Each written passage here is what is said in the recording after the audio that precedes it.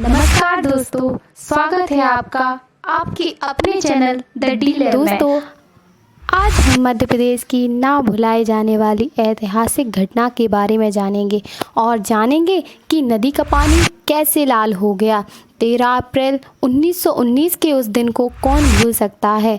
यह दिन भारत की स्वतंत्रता संग्राम का सबसे काला दिन माना जाता है।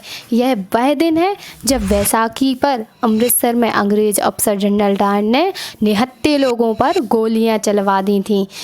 उस नरसंहार को देश दुनिया में जलियांवाला बाग हत्याकांड के नाम से जाना जाता है।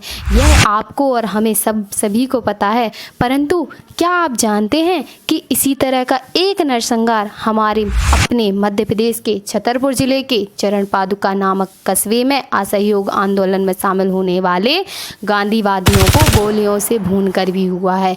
दुर्भाग्य से ना तो इतिहास में कहीं इस नरसंहार का बहुत अधिक उल्लेख मिलता है और ना ही देश को स्वाधीनता मिलने के बाद सरकारों ने इसे याद रखा।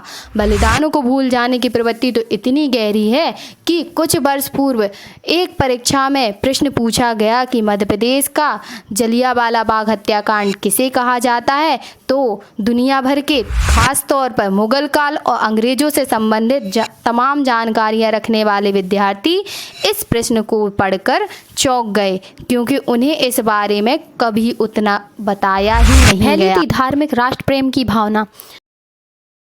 वर्तमान में मध्य प्रदेश के छतरपुर नगर से उत्तर पूर्व की ओर सिंहपुर गांव के समीप स्थित इस स्थान को लेकर लोगों का मानना है कि भगवान रामचंद्र जी वनवास के दौरान यहां से गुजरे थे। उर्मिल नदी के बीच में स्थित प्रस्तर खंड पर आज भी उनके चरणों के चिन्ह अंकित हैं। इसी कारण इस जगह का नाम चरण पादुका पड़ा। यहाँ सैकड़ों वर्षों से प्रतिवर्ष मकर संक्रांति पर मेला लगता है और बुंदेलखंड क्षेत्र के लोग बड़े आदर और भक्ति के साथ इन चरणों की पूजा करते हैं। 14 जनवरी 1931 के दिन भी यहाँ मेला लगा था। उन दिनों देश में असहयोग आंदोलन अपने चरम सीमा पर था और लोग गांव-गांव में विदेशी वस्तुओं का त्याग कर रहे थे। इन सभी मुद्दों और भावनाओं को जन जन तक पहुंचाने के लिए इस क्षेत्र के क्रांतिकारियों ने सभा करने का निर्णय लिया। सभा के लिए बाकायदा नौगांव ब्रिटिश छावनी पर पदस्थ कर्नल फिशर से अनुमति मांगी गई थी, लेकिन कर्नल ने अनुमति देने से मना कर दिया। तब स्वतंत्रता सेनानियों ने तय किया कि मकर संक्रांति के मेले में बड़ी संख्या में श्रद्धालु जुटेंगे, इसलिए वहीं पर सभा करके सबको बताया जाए कि कैसे ग्रामीण भी आज़ादी के आंदोलन में अपना योगदान हो गई वे आवाज़ें।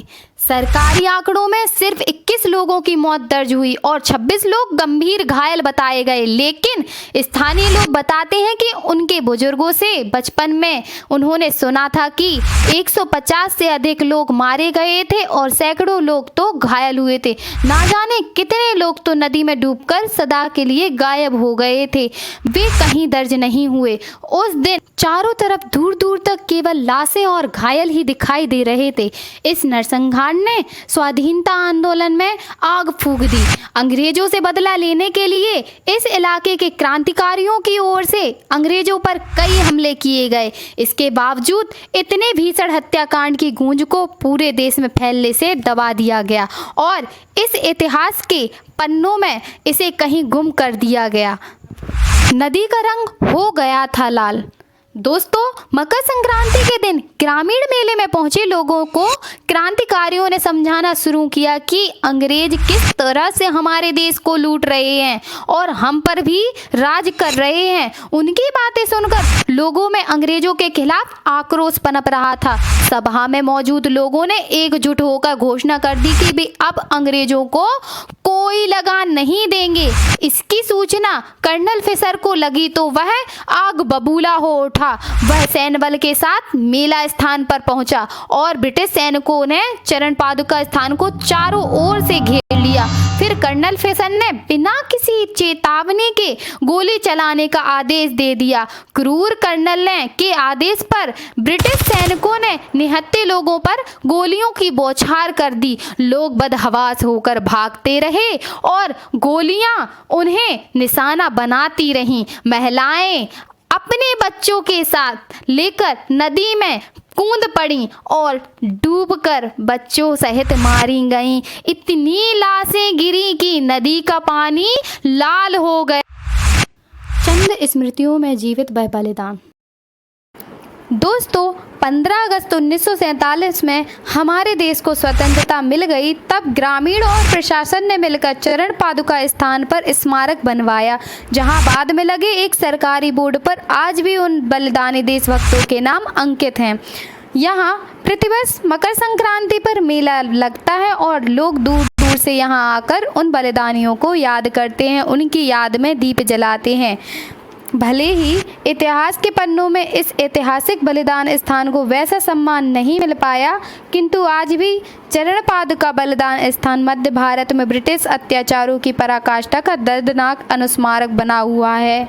यदि वीडियो पसंद आया हो तो लाइक और सब्सक्राइब करना ना भूलें। धन्यवाद।